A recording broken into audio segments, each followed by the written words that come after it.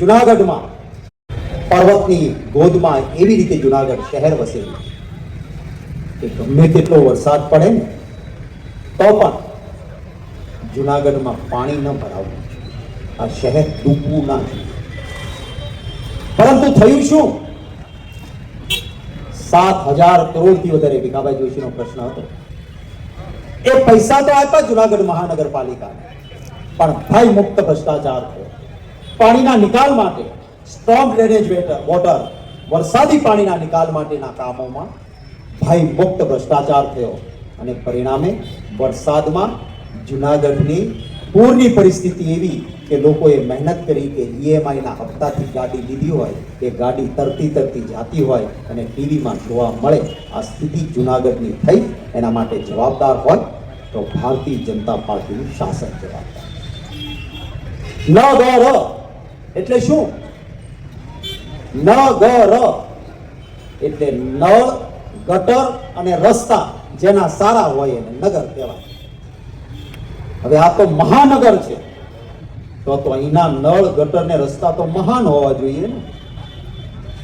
પાણીમાં કોઈ ડૂબે શું કામ? કોઈનું ઘર, અરે કોઈ લારી ગલ્લા વાળાનો આખો મહેનતકશ માણસ, એનો આખો લારી ગલ્લો તણાઈને પાણીમાં જાય શું કામ?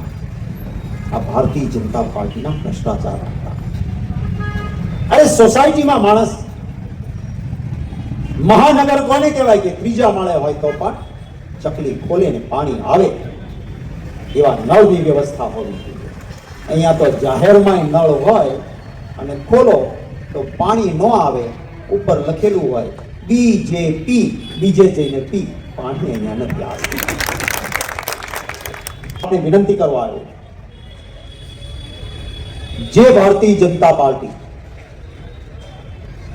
ધર્મના નામે મત માંગે છે, હિન્દુ ધર્મના નામે, હું આજે જ રસ્તામાં એક યુટ્યુબ પર જોતો હતો કે જુનાગઢની તળેટીમાં જે આશ્રમો આવેલા છે એ સંતોએ ભેગા થઈને કહ્યું કે અમારા જુનાગઢમાં વ્યવસ્થા ભારતીય જનતા પાર્ટી વ્યાજબી કરતી.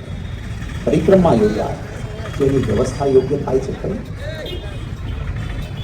ધર્મ છે એ, મેં હમણાં જ સંસદમાં કહ્યું હતું કે હું હિન્દુ છું, હું મારી કુળદેવી માની પૂજા કરું છું, હું મારા કુળ દેવતાની આરાધના કરું છું, હું પૂજા પાઠ કરું છું, તો મોક્ષની પ્રાપ્તિ માટે કરું છું. હું મતો મેળવવા માટે મારા દેવી દેવતાઓને ના વાપરું છું. આ ભારતીય જનતા પાર્ટી વાળા મારા ધર્મને પણ બદનામ કરે છે કે હિન્દુ વિચારજો.